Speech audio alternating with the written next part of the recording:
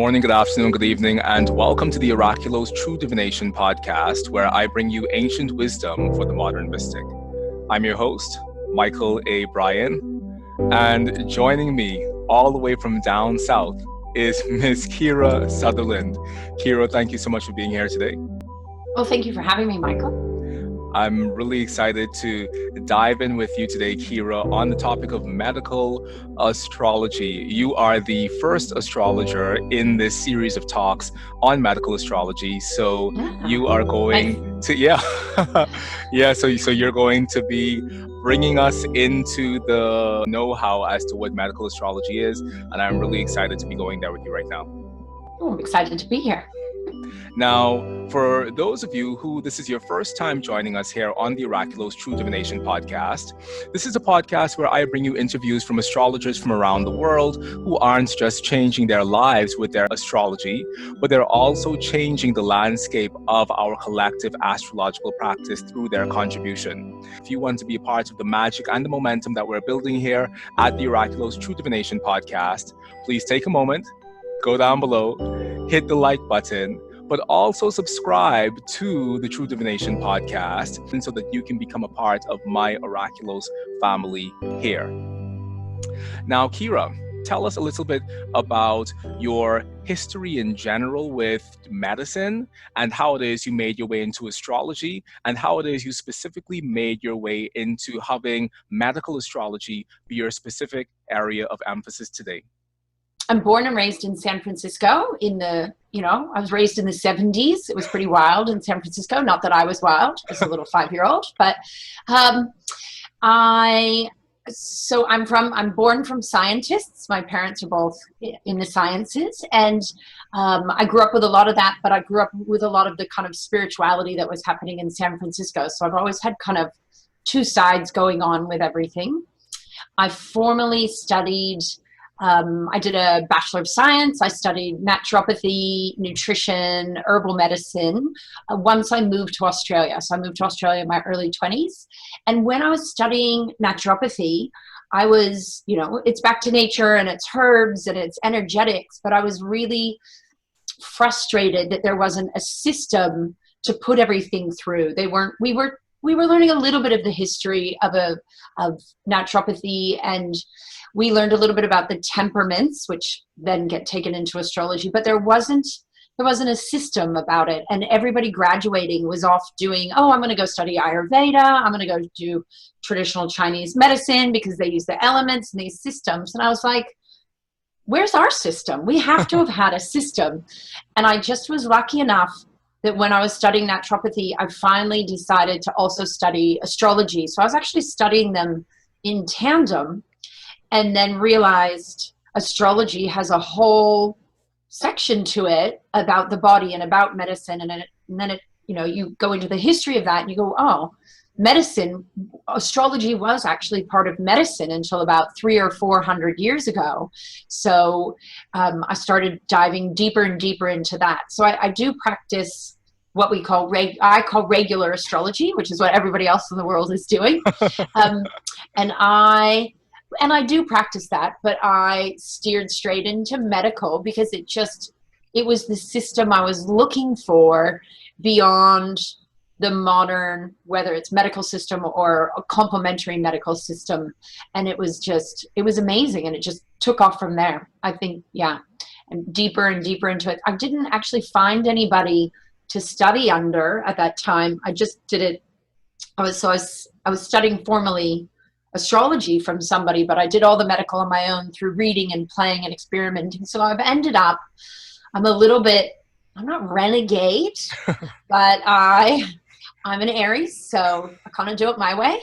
And so medical astrology has deep traditional astrology background, but I learned to use it by myself in what I would say is a more modern version. So I do very much natal horoscope medical astrology. Whew, that was a long explanation. There you go. It's completely perfect. And yeah.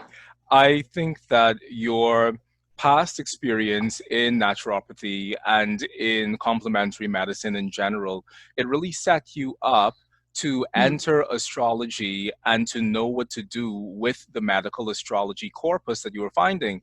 Because I Yeah. think that a lot of us, we come to astrology with these gifts of our previous training and our previous continuing education, and we just fit very nicely into the very Mm. specific parts of astrology that we fit into because we already have an understanding of the other complementary areas. So, I mean, yeah, you may have been a bit of a renegade, but I definitely do believe that your previous experience in health Oh. and nutrition completely tied into you, you know, being able to be skillful at medical astrology. Oh, yeah. And it's really, I would think it would be very difficult to practice medical astrology without a deep, some form of medical training. I think it could be a little bit dangerous on top of that. I mean, I think you can study it and apply points of it, but without a deep knowledge of the body, you know, herbal medicine can be super dangerous. It's dangerous in all kinds of ways to tell people to change things about their health if you don't know what you're doing. So yeah, I love it. I love that they go hand in hand. I can't really separate one from the other anymore. Mm-hmm. What I find about our journeys that is parallel in a lot of ways is that I came into my understanding of medical astrology through my deep and dedicated yoga training. And that Mm. yoga training, naturally, I mean, I think everyone who studies yoga in a traditional, very rooted sort of sense inevitably ends up studying Ayurveda in one way or another. So Yeah. I studied Ayurveda deeply for a number of years. And Ayurveda hinges a lot on Vedic medical astrology. And as I tried to push that door open, I realized, you know, this is completely over my head, and let me just stick with the Ayurveda that I know. And then I retracted even further into just falling back on the yoga that I know. But Yeah. I think that as we look at cultures like classical Indian cultures, there is this deep interrelationship between not just their approach to medicine, but also their approach to astrology. And even as we look back at our own 17th century with Nicholas Culpeper and William Oh, Lilly and yeah. all of these guys, Mm. like the astrology was deeply interwoven into their practice of medicine as well. So I do think that the more we know in one area, the more that feeds our ability to perform well and to perform skillfully and safely in another area. Oh, absolutely. And it just gives you such a better dynamic of who you're sitting in front of and who you're treating and how they're going to approach what you're asking them to do. And oh yeah, I love the intersection of all those sciences and arts and whatever you want to call them. And you know, Ayurveda and TC, traditional Chinese medicine, and Western medical astrology are all, you know, they're all birthed out of the same seed. They just three different branches, really. So, Kira, tell us how you currently apply your use of medical astrology within your daily life, and not really in your daily life like in your home, but how do you apply your use of medical astrology within your career today? Because I know that you also are a university lecturer, which is like a completely different thing. You're like Yeah, you have like your Clark Kent day job and then your yeah, astrology night job. So I mean, yeah. how do you apply all these different parts of your astrological as well as naturopathic interests into one unified profession? Yeah. So I almost run two separate careers. And it's funny because sometimes I'm like, gee, I feel like I never get anything done or everything's so busy or why have I not finished this book I'm trying to write? And then my husband has to remind me, I think you actually have two careers happening, Kira. Um, so yes, I lecture. I lecture at university in natural medicine. So nutrition, herbal medicine, naturopathy, and sports nutrition. And in my day job, they're both my day jobs though. I alternate days when I do stuff. But so, you know, a lot of that is straight science, but a lot of natural medicine has a spiritual side to it or an esoteric side. Now that it's been taken into the university system in Australia, we don't get to play with that as much. But I find the students are still really wanting it. And so even though I might not present that way to them originally, they then find out that I do more esoteric style things, or I'll discuss with them about clients that have come in, and you'll have this classic Taurus coming in with constipation and other fixed issues. And I'm like, are they Taurus? When's their birthday? You know, they know they have to give me the birth date. So I do interweave it with students, because one of my big things is supervising other people while they treat clients. I'm in charge of like internships. So I do weave it in there, but it's kind of a metered, it depends who I'm dealing with, whether I kind of expose that underside or not. What I often say to people is, I might present really straight sciencey on the outside, but I got really good tie-dye underwear on every day of my life, you know? And because those are my roots, and I can't, you know, once you do astrology, it pervades everything you do and how you process stuff. So it's always there. But then I run a bunch of, you know, I do a lot of online workshops and face-to-face workshops as well in medical astrology. So they get interwoven, and I'll have a clinical, like I had a day 2 days ago where I saw 6 clients, and 3 of them were straight naturopathy sports nutrition, and 3 of them were medical astrology. So it's like, I just juggle a few different balls, and I claim I'm a, you know, I'm an Aries, but I'm a progressed sun in Gemini, progressed sun and progressed ascendant in Gemini. So somehow that's all happened. Yeah. Yeah. So, but, and part of it also is, where I know as I get older, and I'm 50 now, it's like, ooh, is it time they're merged anyway, but I'm almost publicly merging more. I'm starting to not say not care, but I'm through that worrying about what my professors are going to say or science is going to say. And it's starting to all become an infusion of science and sacred combined together. That was a really long answer, but yeah, that's where I'm at. That's where my brain's at. I'm locating that courage that it's all out there as one. Got it. Yeah. Okay. But I do have 2 completely different websites. Yes. Me too. Oh. Okay. So first of all, you don't look 50 at all. So I'm completely floored.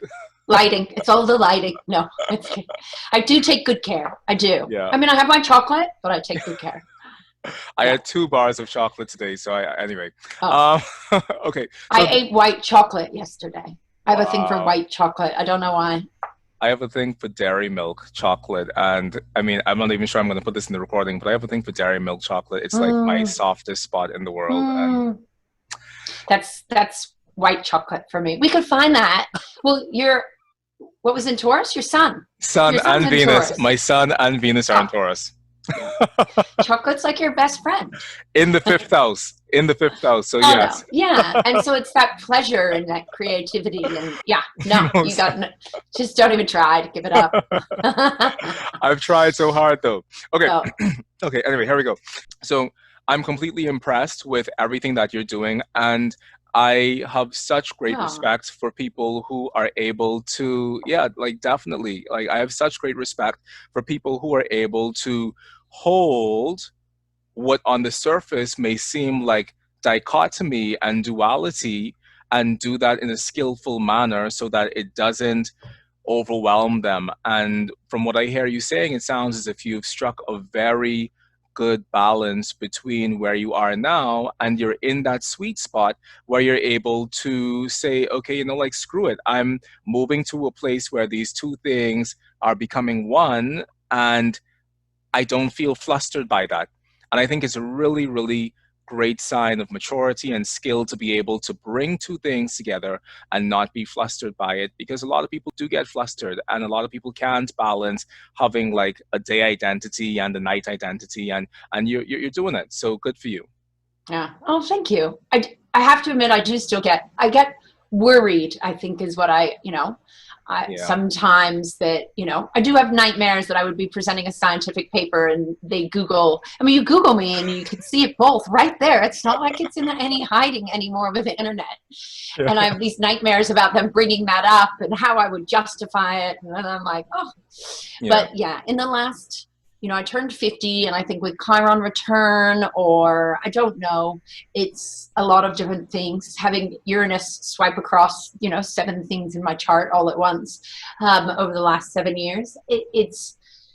You're to that point where I have to stop. I have to stop worrying about other other people's opinion, because it so resonates when it's all together. And I definitely noticed my reach, or my, I don't want to say success, because I've always had a great time doing what I'm doing, whether, people are listening or not. But I'm being held so well by the universe as I combine it. It's just really encouraging, I think. And it's a fun adventure. It's so much more fun than straight science. Mm-hmm. Kira, you stand in a very specific place where I think a lot of astrologers before you have tried to stand, insofar as you have a strong footing in the world of academia, and you have a strong footing in the landscape of tertiary education, as well as you're strongly rooted within your astrological practice. So from that place where you're standing, have you attempted to create a more friendly environment towards the notion of medical astrology amongst your colleagues and students? Or is it still something that you try to really hold as a separate piece so that you can just show up within your capacity as a university lecturer, completely in university lecturer mode? It's funny. I think I do both. I think when I first encounter new people, I'm going to present what they think is going to be. I'm not changing who I am, but I can wear that persona of what they're expecting to get. And then as people get to know me, they slowly see that bigger picture. And then I will feel the environment for if it's a safe place to be that way or not. It's not, as much as I hold both things, it's not my mission in life to beat everybody into submission of understanding and accepting everything. I think, I love astrology and I love medical astrology, but for me, it's very much about teaching those who are willing to hear it. I'm not evangelical in that this is the way, everybody has their thing. Everybody has their, if this is my religion or how I find my spirit, everybody's going to find it in a different way. So I'm not, as much as I come across as I'm a pretty full-on person, but I don't have to push that on anybody. So I come in and out for how much I expose. And then when people are accepting, it's a huge thing. I had last year I was teaching a nutrition class, and I must have been alluding to the elements in the class or talking about energetics of eating, even though it was a regular uni class. And someone came up to me afterwards and they went, I've heard that there's a lecturer at this college that actually teaches the astrology of nutrition. And I was like, oh, are you serious? I said, that's actually me. But they just hadn't, and I found it hilarious because she was so excited, but she didn't even know it was me. And bless. So I was like, okay, I wear that costume well. Yeah. Yeah. So do I have a fear of being judged? I think we all in a way do, but hopefully I grow out of that as I age. I'm in the middle of writing at the moment, and it's a book that really intersects my two worlds, which is probably why it's taking me so long, because I still have that fear of being judged a little bit, yet, it doesn't stop me flying around the world lecturing in astrology. Yeah. Yeah.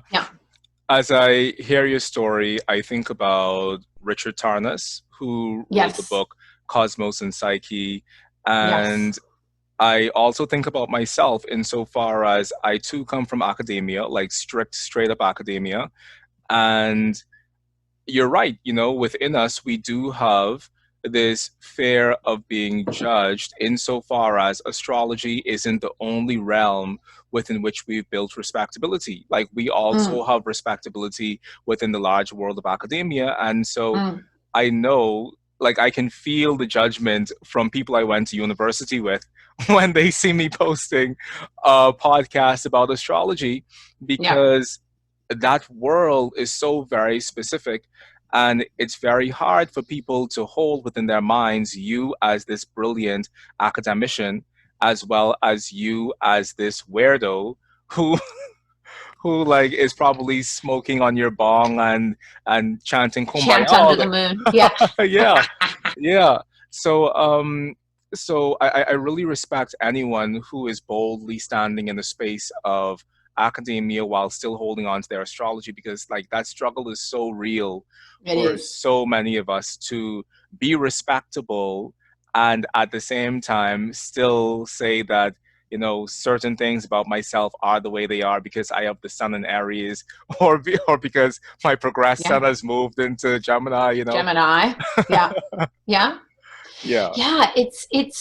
It's tricky, and I have to admit it's something I've fought with. I've been a naturopath for 25 years. I've been an astrologer for about the same. And yeah, I would say there's even some years where I'm more focused on one part than the other. And it's a little scary. I had a good friend who's also like a business. She's a business coach, but she's a spiritual business coach. So again, somebody else holding both.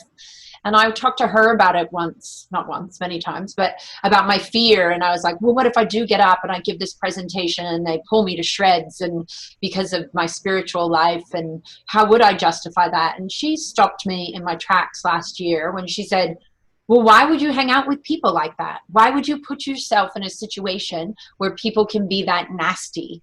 And that really, because at that point I was like, oh, I want to go do a PhD. I want to go do this, but I want to do all my astrology. And she was like, why would you go do that? Why would you go play with those people who aren't kind? And that really was a moment for me of looking at, with the rest of my career, how much more fun do I want to have rather than fear? And that made me kind of, maybe pivot, maybe shift a little bit in how I was approaching things. It was a good point. Wow. Yeah. Yeah. I told her. Yeah. Had to go tell her later. I'm like, that was a point for my career, that statement. Yeah. Yeah. I think that I dance back and forth between going and doing a PhD program, and whether that's a PhD program in physiotherapy, because that ties into my life as a dancer as well as an Iyengar yoga teacher, or whether that is a PhD in psychology, because that ties into my life as a hypnotherapist and the other consultative work that I do. And I also face this piece of, how am I going to stand here amongst these people who are trained in a very narrow way, admittedly because they have to be trained in a very narrow way, because they're trying to deliver a very specific body of knowledge. But how do I stand amongst these people and essentially allow myself to be inauthentic about these other parts of my life that are so meaningful, when in fact I'm wanting to do these PhDs to create a greater platform, not for the PhD itself, but really for my astrology. I know it's tricky. It's very tricky. Oh my gosh, I know exactly that. I know that conundrum well. Yes. Yeah. And then you have to go, do I need that? Can I just be the best I am at doing this? And why am I actually doing the PhD? What is that about? Because we can gain so much knowledge without formal study these days. There's just so much information out there that, do you need to jump through those exact hoops to justify who you are or not? It's, and that the ego struggles with that, and also probably your upbringing and what you've been taught. And I'm from a very academic family, so if there wasn't a master's degree, there was a bit of an issue. It's like, okay. Yep, I completely get that, and I come from those same roots, because we had to go to university because our parents didn't go to university, and we had to be a doctor or a lawyer, and so I'm completely sitting in that space with you.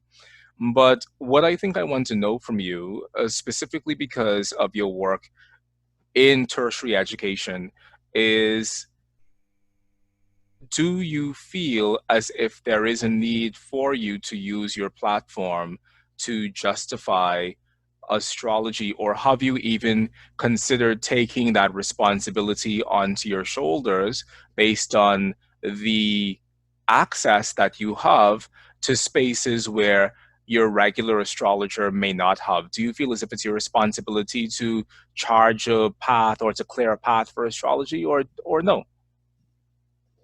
Um,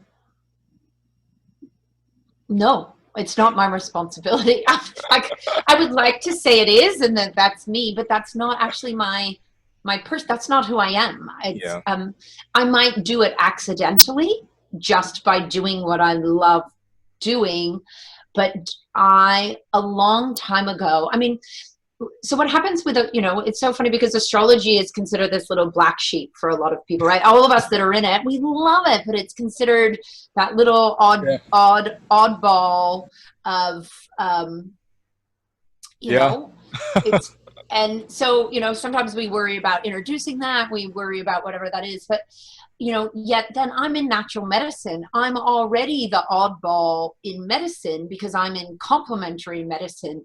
And so I'm always having to justify that. And then deep down, I have another thing I always have to justify. And somewhere along the way, I got tired of justifying and tired of wearing that on my shoulders. And I don't, yeah, I gave up on that. You know what? If somebody doesn't want to hear it, I don't need to beat their door down to tell them that. That's what I believe. I'm much more in that place of I'm just going to embody it, and hopefully that does open doors and awareness. But I'm not gonna. I'm not good at sales to begin with, and that's sales. That wearing that is a bit salesy for me. Yeah. So I'm just like, you know what? I'm going to do it, and if they're interested, they're going to come. Yeah. Yeah, it's tricky though, because then I feel bad. Oh, should I be wearing that on my shoulders? Are you, how do you feel? What do you Well, feel about it? well, for me personally, I think that it all comes down to how you carry yourself as a person. Mm, And I think that your work in your non-astrological fields will speak for itself. And if your work non-astrologically is really shouting from the tallest mountaintop that, hey, mm, this person is someone who demands respect, this person is mm. someone who demands acknowledgement, then within the mind of even your greatest antagonist, somewhere within there, they have to think, well, hey, she can't be that brilliant and that I'm that stupid. crazy? Yeah, yeah, and because for me, for Yeah. example, in Iyengar yoga, it's one of the most rigorous systems of yoga to even Oh, be yeah. trained in. And there's a heavy component of it that in the West, we have to call it therapeutic yoga because of legal reasons. But in India, they call it medical yoga because that's Yeah. something that Mr. Iyengar spent a large part of his life using and creating a system of yoga that was able to not only address, but also potentially heal a lot of chronic issues that people have. So in Iyengar yoga, I have so many clients who come to me with their chronic knee pain, neck and shoulder pain, lower Mm. back pain, sciatica, heavy bleeding during menstruation, like the whole 9 yards. And then I let them know that I'm an astrologer, and there they are receiving treatment, receiving therapy, Yeah. getting better. And now this weirdo is saying that he's an astrologer Yeah. on top of it. And I see that moment where they have to try to reconcile in their mind, well, okay, I came to him to dry up my heavy bleeding during menstruation. It's drying, and he's an astrologer as well. So is he like, Can't be all that crazy. yeah, Yeah. so I Yeah. think that so many of us deal with that and have to deal with it, but I think that it's completely okay for us Yeah. to shake people's paradigms and let them know that, hey, you can be both and be brilliant at both. Yeah. And Mychal, while you were saying that, it reminded me, there are so many great scientists out there that have an inner spiritual life, or, like people accept, like a lot of people, whoever they are, and they're like, oh, they're quite religious, whatever their religion is. How is it that we're accepting of that? Yet then, astrology might be our religion and our, or spirit or whatever you want to call it. And so many very famous scientists were spiritual, were astrologers, were, or not just Mhm. scientists, but like Jung, heavily into astrology. Galileo, Mhm. did so much science as well Mhm. as astrology, astronomy. He used to, Galileo used to teach medical astrology at the Medical University of Padua. Wow. We go back in history, there is so much, and Leigh Lehman is the guru of medical astrology history, definitely not me. She's so good at that. But there's science and spirit has always been there. And some, and most, we look at Deepak Chopra, and people take him on just fine. And so maybe sometimes I worry too much, or we worry too much, whereas we just need, there's that point where you have that reputation, and then people will be okay with it. But it's hard work to get that reputation to then feel like people will accept it. So, but we should stop worrying. we should stop worrying. And I'm so happy that you brought up Deepak, because as a kid growing up reading Deepak Chopra, I remember going on his website and seeing he had a page there for Vedic counseling. And I was like, okay, it's just Vedic counseling. But when you click on that page, it's Jyotish. It is astrology. It's in astrology. And I remember just sitting down completely awestruck as a kid who studied astrology as a kid, but looking at Deepak Chopra, this world-renowned doctor and scientist, having a Vedic astrology page on his website, and thinking to myself, well, if Deepak Chopra can do this, and still be respected in the world. I mean, granted, back then it was a little bit obscure. You'd read through a couple of paragraphs and still not realize that they're talking about astrology, and then they finally hit you with astrology at the bottom. But now it's like, it's a Vedic astrology place. Come get your Vedic reading. And I completely love that about people who've been able to pull that off skillfully. And I think probably you and I are on the path of pulling it off skillfully as well. So we should stop worrying and chill the hell out. Start writing. And it's funny, if you look at a lot of things people go and do, they're all based around 12s, or doing these 12 steps, doing these 12 processes, or we look at these grids that look just like an astrology wheel, but nobody's naming it astrology. And there is that intermixing way to do it. But I think I'm about to take off the layers and just be wearing the tie-dye at some point. I think it's Stop worrying, start writing. I love that. You just said that. I'm going to take that as my mantra, because I too have a book to finish. So stop worrying, start writing. Someone else gave me the other day, I can't remember who it was, and that's terrible, but I was talking about worrying that I was procrastinating doing all the writing. But I'm like, but I'm mulling over, and I read more and I research, and they're like, it's not procrastination, Kira, it's incubation. I was like, okay, I'm a very good incubator. Me too. I forgot who told me that the other day. It's sitting right here. It's on my desktop to remind myself. So Kira, tell me, what exactly is medical astrology? Because I think that we've been talking for a while now, but we still haven't laid the foundations of what medical astrology actually is. So tell us, what is medical astrology? So, oh gosh, that's a big question. But there's, medical astrology, especially if we go back into traditional astrology, was very much about horary astrology. There's what we call the decumbiture chart, which is the horary chart for when someone first took sick, or someone first got, went to bed. And you would look at the horary chart for how the person is going to deal with the disease, and how the disease is going to deal with the person, and what we have to remember with medical astrology is it goes back thousands of years, when there wasn't modern medicine, and we didn't know everything about the body, and we didn't even understand how some of the organs were functioning. So it's really grown and changed over the years. A lot of people didn't even have a birth time. So that's where horary medical came in a very strong way. But medical astrology is really looking, if I take it to how I would define it, besides the history of it, is I will use medical astrology to look at the natal chart for somebody's elemental balance. Or are they hot? Are they cold? Fire, water? Is this too dry? What is their body constitution from the natal chart? And what are kind of the gifts and hindrances that the gods gifted you with your natal chart, and how does that play out with your health constitution and makeup and certain food likes and dislikes and good habits and bad. So I use it, I would say, in a much more modern way. I tend to not do as much horary as other medicals. And I very much look at, it's the blueprint of what you were gifted, and how it's going to interact with your health and the environment that you're choosing to give yourself.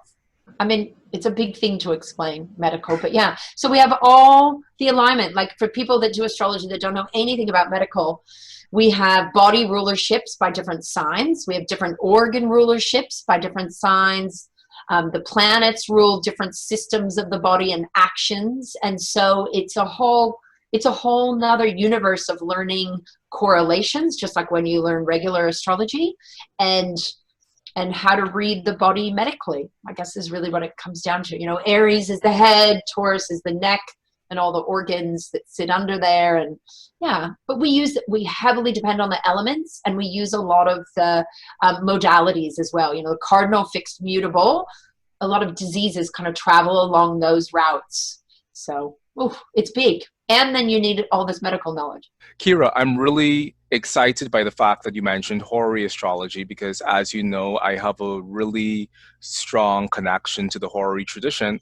And for me, I know how to interpret sixth house Horis. So if someone is coming in and saying, you know, is this thing going to be good for me, yes or no, or how is this thing going to impact my health, I know how to interpret a sixth house Hori.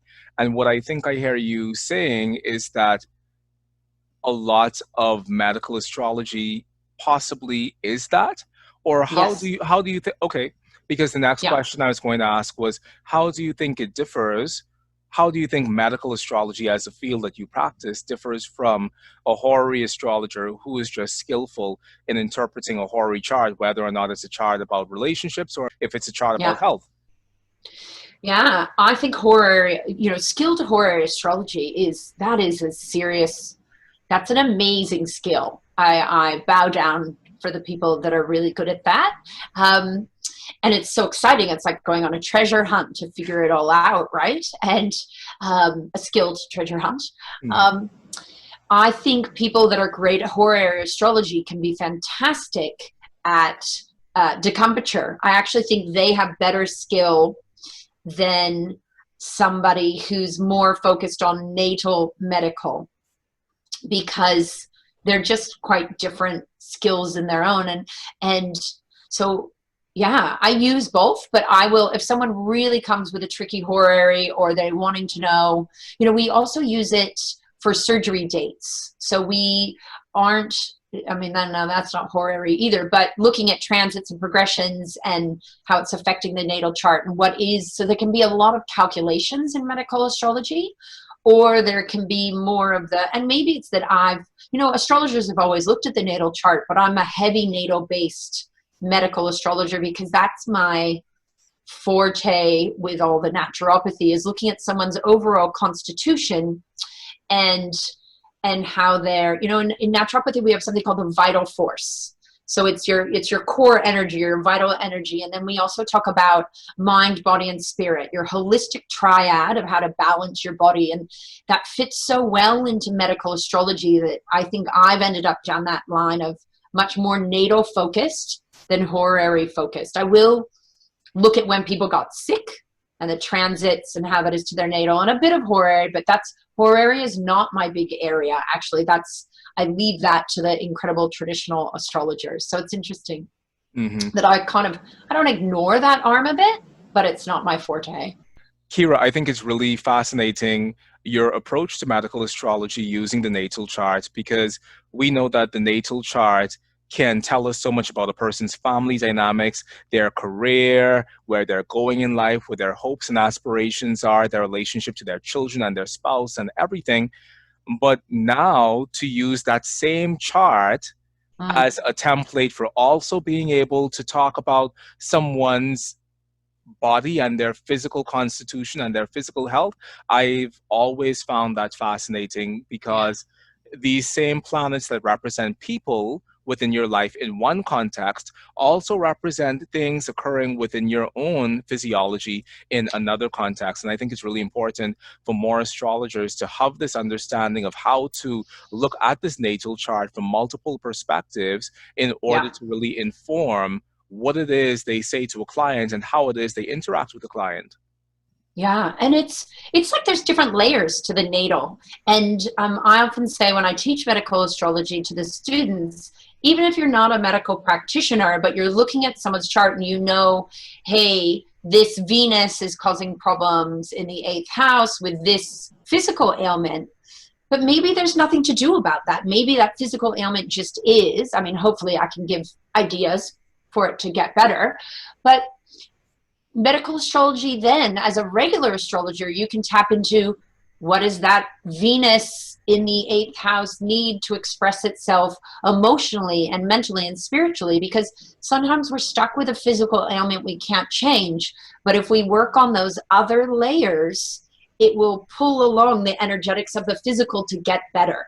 Right. And so yeah, it's those layers of that mind, body, spirit that I was talking about. And I think there's so many layers we can go after it. The psychological astrologers will tell you one thing, the spiritual will tell you another, and then the medical. But yet we can all be working as an orchestra to get it sounding better, right? Yeah. Most definitely. And this concept of being able to interact with a person fully in this way, I think it creates a more holistic approach to astrology, because now we have an astrology that can talk to you about your psychology and you as a psychological being. We have astrology that can talk to you about you as a member of society, and your chart can very greatly elucidate your social relationships and your social contacts. But we also have this astrology that can talk to you about your own structure and constitution, and things that you need to do in order to support that structure and that constitution, and things that you probably should stay away from. And it's the same chart. And so I completely love the versatility of astrology and the way in which it allows us to talk to these different levels of a client, because we don't just come as social beings or as psychological beings or as physiological beings. We come as one complex of systems, and that complex of systems is really what makes us so unique, but it's also what makes our chart so unique, because our chart is just as complex to be able to speak to all these various aspects of our lives. Yeah. And, if we look at like the sixth house, and the more we learn about the body, the more we know the body affects chemically how we feel, how we think, not just our physical body. So like the sixth house with the small intestines and the digestive system, but it also has a nervous system rulership, right? With Virgo, and it's about parasympathetic to sympathetic, which is your fight, flight, digest, relax.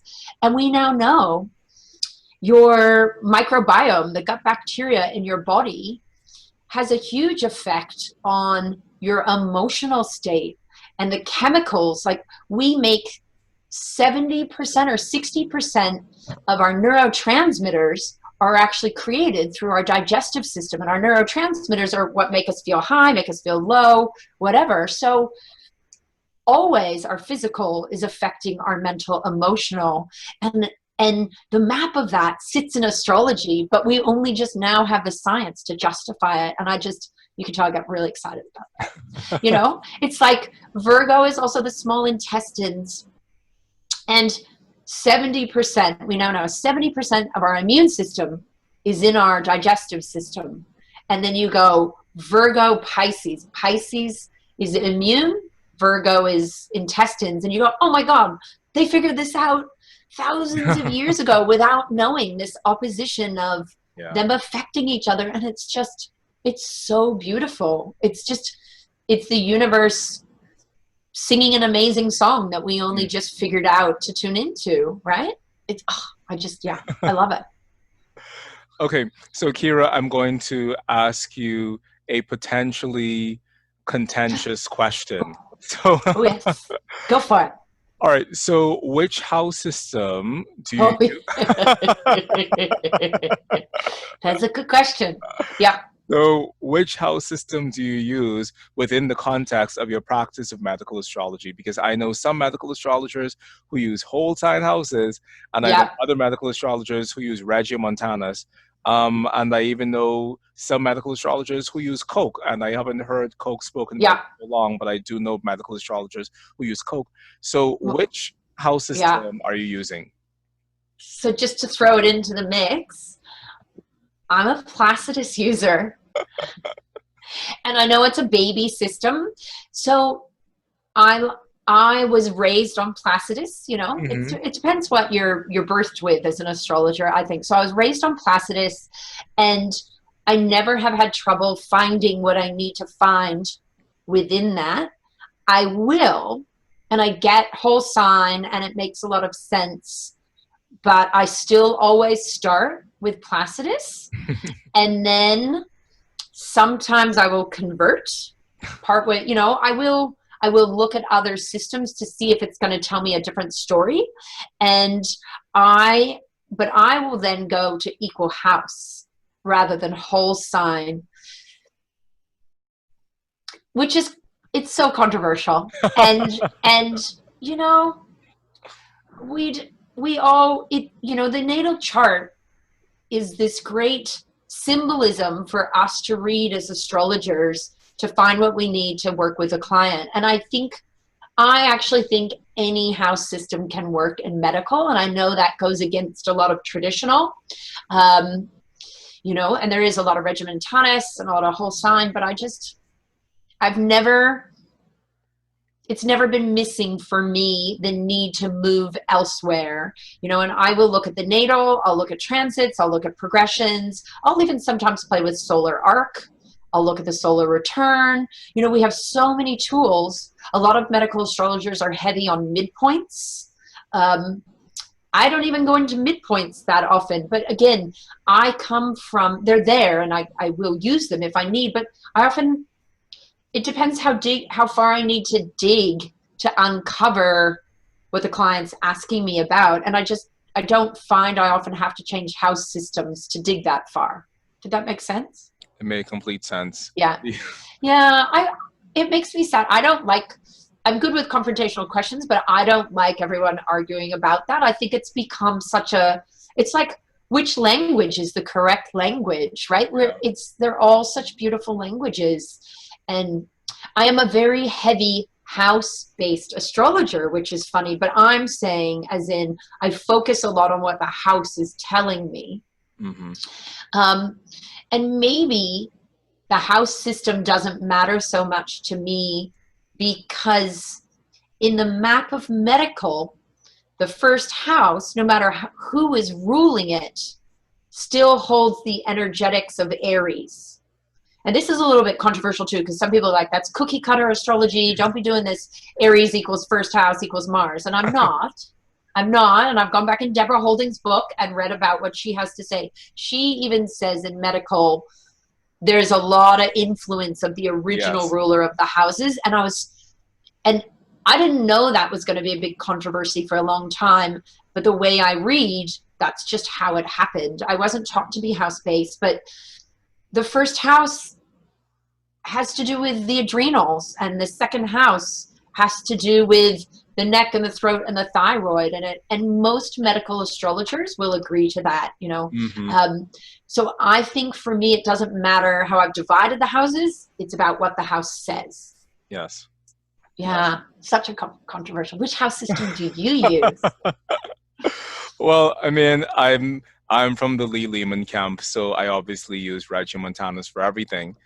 But in that same vein, I'm also from the Gary Kristen camp, which is Uranian astrology or symmetrical astrology. So I also don't use any house system sometimes. Yeah. And then the Uranian system, truthfully at its core, has 6 different house systems. You have a house system that is essentially whole sign houses, and then you have your solar houses, and then your lunar houses, and then houses from the nodes and houses from the ascendant. And so I mean, truthfully, for me, I was having the same conversation with Will Morris yesterday, who's another medical astrologer. And when I'm working within a particular paradigm or within a particular astrological worldview, I use what works for that system, you know? So if it Yeah. is that I'm doing horary astrology, I'm definitely only using Regiomontanus, and I'm not going to play around Yeah. with that because that's Yeah. just what that tradition is. And in fidelity to that tradition, that's what I do. But I've also been trained in Placidus, and in order to take the NCGR exam, it's Placidus is what is taught. And so I know Ah, how I to didn't know that. yeah, yeah. So I mean, Yeah. I have a very soft place within my heart for Placidus because it's the first house system that I learned. And Yeah. truthfully, at the end of the day, I am not sure how much any of this matters. And I mean, this is just an overarching thing in astrology in general, but we receive the people who are supposed to come to us who Mm, can best benefit from the tools that so we true. use in that specific moment. And it doesn't matter whether or not your tools are comparable to somebody else's tools. We receive the people who we're supposed to work with based on contracts, cosmic contracts within the Yes. cosmos Oh that my we God, I don't even love this. Yeah. Yes. You yeah. know, the Native Americans, some tribes, if you go back in herbal medicine history, a lot of Native American shamans are exactly like that. They only have 3 to 5 herbs that they work with, and that's it. And the herbs that they work with are the herbs that the soul, you know, out on their vision quest, the soul of that plant has met their soul and given an okay for them to use that plant. So there's this huge energetic connection, plant whispering, whatever you want to call it. Mhm. And they then say, that's all I need is these 5 herbs. Everybody that comes to me for healing must need one of those 5 herbs. So they have this whole thing about, I don't need, you know, there's hundreds of different herbs we can use, but you don't need them. You only need those tools that work with your soul and your client's soul. And I absolutely agree to what you said. And it was making me think, you know, it's the argument around houses is like, we all have the same pie. If you're looking at the astrology chart as a circular pie, which knife are you using? Are you using a long skinny knife? Are you using a big fat butcher's knife? You know what? It doesn't matter. We're all still cutting the cake. It's the Yeah, same cake. yeah. It doesn't matter. Yeah, I don't, you know, does it matter? Yes. And Regimentalis for horary, absolutely. Yeah. And I will convert over there. I just didn't really say that because Mm. that is that tradition. But yeah, yeah, it's so funny. It is funny. The whole house thing. It's interesting. It completely is. And likewise, I know people who use Placidus within their horary practice and they get Yeah. amazingly wonderful Yeah. results. And so at the end of the day, I'm of the persuasion that we get the questions that we're supposed to answer, we get the clients that we're supposed to get. And I think that that speaks towards the spiritual heart of astrology that we really can't put in the box or put into words because it supersedes our concepts of Mm. how reality actually works. It's so true. And, you know, if I think back to my early horary days, I did still use Placidus. And some of like my best acupuncture chart I think I've ever done. Well, maybe it's not my best, but is one of the first ones I ever did. And when I was first learning acupuncture, I was like, no, I'm an astrologer. I'm a hippie. I love spiritual healing. I love flower essences. But this horary thing, come on, in my head, right? Because Yeah. I didn't have a teacher teaching me that. My original teacher passed away probably before she taught us horary, and I literally picked a case, and I went, I don't know when this person got sick because they have MS. And that's very ambiguous when it starts. So I'm going to pick the moment this client walked into my clinic, which you're allowed to do in acupuncture. I'm like, there's no way this is going to tell me the story of what's happening. Oh my goodness. The depth to the story was mind blowing. And that would have been a Placidus horary because at that point I didn't know to do something different. Mhm. And yeah, I love the way the universe does that. They just went the very first chart, here you go, and that just the layer upon the layer of that chart in it was just Yeah. brought me to my knees the first go. So I do have to thank the universe for being that blunt with me. I need blunt. All right, Kira. So tell us ways how we, uninformed about medical astrology astrologers, can begin to integrate at least the rudiments of medical astrology within our lives? Yeah, well, so the way I use medical astrology, we're going to move away from horary. Yeah. If we're looking at the natal, it's your blueprint. It's your little guide to how to take better care of yourself. And so, you can just stay with the basics. You can look at the sun, moon, and the ascendant, and then you can also look at the sixth house and the sixth house ruler. And you should probably also look at the ruler of the ascendant, but yeah, your traditional things that you're supposed to look at. And they give you that little story about how to better balance yourself. Or you can look at the elements and go, oh my gosh, there's so much fire. There's no water. This person is running too hot. That's drying. They're going to have inflammatory problems. How do we cool them off? How do we balance? It's literally about elemental balance at the beginning. I think that's probably the easiest thing for people. And I do it a lot through food. So if we know someone has, their moon in Cancer, but also in the fourth, no, I won't go there. Also in the eighth house, that's the moon is cold and moist. Cancer, water, cold, moist. In the eighth, naturally a colder water house. That's a cold, non-efficient digestive system. So how do I bring that up? How do I bring more heat to it? So this is where you look at foods that are easy to digest and slow cookers that really pre-digest food for you and bring in great warmth. And you can use it as simply as that, you can use it as simply as I'm having a Mars inflammatory ailment, and you can use an opposite planet like Venus to soften that aggravated, harsh Mars energy. So there's so many ways to play with it. One of my favorite is just looking at the sixth house. And the sixth house is about how you need to take care of your health on a daily basis. So what sign is on there, what planet rules that, and go after, keep those areas happy. Because I say when you keep an area of the chart happy, it doesn't react on you and cause problems. I always talk about, planets that cause problems are like the naughty kid that got ignored, and so they get naughtier. So if you go give that little kid some attention, they stop acting up on you. I hope that made any form of sense as to what to do. There's so many different areas you can play with, right? Just taking care of your ascendant. Your ascendant is the beginning of your physical body. And it's also where we go when we're stressed. So if you support your ascendant, you're supporting that whole chart. Like a Gemini ascendant, that's the nervous system. How can I nourish somebody's nervous system? Do I give them fish oils?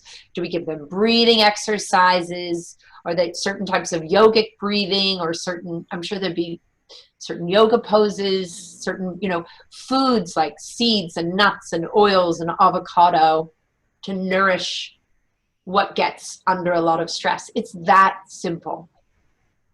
Although that probably wasn't a simple explanation. Well, I mean, for those of us who are astrologers beyond the basics, we've heard that and we know what to do with that information because we know how to look at our own charts. And so I'm really grateful for you sharing that, because I think that it's important for us to, yes, practice a technically sound and thorough approach to whatever branch of astrology that we're practicing, but we should also know how to integrate these parts of astrology into our daily lives, even if we aren't fully fledged medical astrologers, because we need to know how to take care of ourselves. Yeah, absolutely. And, that's one of the hardest things in life is taking care of your own physical body. A lot of people don't want to have to focus on that, but it, over the years, causes problems and you have to focus on it. So that sixth house is, daily work, daily routine. It's a house of hard work, and health is hard. The sixth house is the house of health. For those of you who don't know, it's health and disease. And it's freaking hard work. I'm sorry, but it is. Health is hard. Because there's so many great yummy things that aren't healthy, and it's easy to, read all day in bed and not go out hiking or, nobody likes that. But yeah, it's funny. Like when people come to me, I'm like, I'm going to make you do work, right? This isn't like fluffy mental stuff, not the mental stuff, but I'm like, we're not just talking about stuff to think about. We're like, Get out the shoes and get going. Okay, so Yeah. I'm not going to work with you until after my Saturn return. You'll be fine. Because if you ever saw this box of food that's on my room floor right now, you would completely gag. Why So, is there food on the floor? That's my question. because I Why just is it got in a box? because I just got back from the grocery store and I was so Oh, excited okay, to talk okay. to you. I'm like, why is he keeping food on the floor? Sorry, I've got a It's few planets in Virgo in the sixth going, why is there food on the floor? it's completely fine. Okay. But we're allowed our treats. We're allowed, it's not about perfect health. And that's like, we were talking before we started filming. I was eating white chocolate yesterday. I drink alcohol when I want, not frequently, but I do. And before my Saturn return, I drank a lot more alcohol than I do now. It's not about being perfect. It's about finding what feels good for your body. Yeah. Yeah.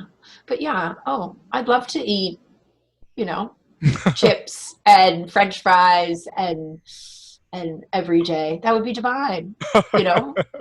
It depends on your chart, right? Like, are you really Venus ruled? Which one's stronger, Venus or Jupiter in the chart in some ways? Are you more attracted to sugar? Or are you more attracted to fats and sauces and creamier foods? And Oh my so I God. go down Both. oh gee, I go Both. more the Jupiter route than the Venus route. Wow. I mean, Yeah. food and comfort go Oh, hand in hand in my life. And I think that it's important that I also have always had a very rigorously physically active lifestyle. Because if I didn't, I would completely be in trouble. But I'm vegetarian as well, so I tend yeah. to cut my corners. And anyway, so Yeah. I think I'm in the clear. Yeah, but see, that's that Sag, right? Like strong Sag will love their food and not want to be limited. But thankfully, Sag rules exercise and movement and sport. And so, yeah, I'm a strong Sag chart as well. So I'm thankful for thankful for the exercise that I then can enjoy. And it's true. The more exercise you do, the naughtier you can be. I shouldn't say that, but it's true. Okay, so Kira, tell us where we can learn from you because at this point, I'm Oh, sure sure. that many of our listeners and viewers are really keen to learn with you because your approach to medical astrology, it seems, and it feels current and it feels light and it feels life Mm. affirming. So, how can we study with you? Yeah. Oh, thank you. That was a nice description. I think of myself as the positive medical side. It's much more about what to go do to take care of your health rather than here's all the health ailments you're going to have. I mean, I can do that, but that medical can be so negative. We have to be careful. Yeah. So I live in Sydney, Australia, which most people don't live in, way down here. So I do consultations online through Zoom. And I have quite a few medical astrology courses. So my website is astrologyofhealth.com, nice and simple. And my website does have all the courses you can take. They are actually held through Astrology University, which is a really big astrology education platform. So all my courses actually will, ping you straight back to there. So you can look at either place. I do lecture at a lot of conferences, if you catch the conferences. And so online, at the moment, we're in COVID still. Everything's online. Yeah. And hopefully by the end of this year, I'll have my first book done. So hopefully, well, that will be on my website. Not hopefully, at the end of the year, let's say it properly, right? Yes, you will. I will be done with my book. So, yeah. Yes, Yeah. yes, you will. And I'm super excited for you to complete your book, and I'm going to Oh my hold you to gosh. that. Yes, you can. You can. Look, progress moon in Gemini, progress sun in Gemini. I should be able to get it out. Kira, this was such a pleasure being able to spend time with you right now and to be able to talk with you about medical astrology because what you've done this evening is you've really brought it down to earth in the most delightful of ways. And I can't wait to go look at my chart and see how I can balance my chart using some of the information that you shared with me. Yeah. And now I'm even that more keen to get my foot, probably a toe, into medical Yeah. astrology on top of all of the other branches of astrology that I practice. So thank you so much for sharing this Yeah. space and for sharing your knowledge and your love. Thank you. Oh, thank you. It's been an absolute delight. Yeah, so much fun It talking to has you. been. It has been. Yeah. So I'm going to put all of your contact information down in the description box down below so that people can find your Awesome. website. And everyone, please do go and get your readings from Kira. Also go and check out her courses, because I'm excited to go check out your courses now. Yeah. And I'm social media. I'm not prolific, but you will always see everything on offer on social media, both Facebook and Instagram. I'm not as active on Twitter. Just because there's only so many balls I can juggle at once. Yeah. And it's much easier to post pretty pictures on Facebook and Instagram. Yes. And talk about my courses. No. But yeah, I like them all. But yeah, you'll find me mainly on Facebook and Twitter. Facebook and Instagram. and that's Astrology of Health as well. Great. It's all the same. Great. Yeah. Thank you. It's so gorgeous being on your podcast. Well, I'm really happy. I really enjoyed it. Thank you so much, Kira. And to our listeners and viewers out there, if this is your 100th time being here with me on the Oraculos True Divination podcast, or if this is your day one, I just want to say thank you from the bottom of my heart for continuing to share this virtual astrological space with me. I receive all of the feedback and the comments that you send, and so I just want to say thank you so much for supporting the podcast and for being in this space with me. And please, if you've loved what you've seen or heard here today, please give yourself a moment, like the video, subscribe to the Oraculos True Divination podcast, and also share this video with your other astrologically minded colleagues and friends so that more and more people can know about these wonderful conversations that we're having with wonderful astrologers from around the world, like Kira Sutherland, all the way down under in Sydney, Australia. So until next time, everyone, have a wonderful one. I love you, and be well, and talk to you soon. Bye-bye. Kira Sutherland. Oh, that was awesome. You're delightful online. Like, you just flow, and yeah, I love your energy, I have to say. Oh, thank you so much. I really appreciate that, and I really appreciate you being here. Oh, that was fun. That was fun. I hope I didn't go off on too many tangents. I'm a little bit of a tangent person. Me too.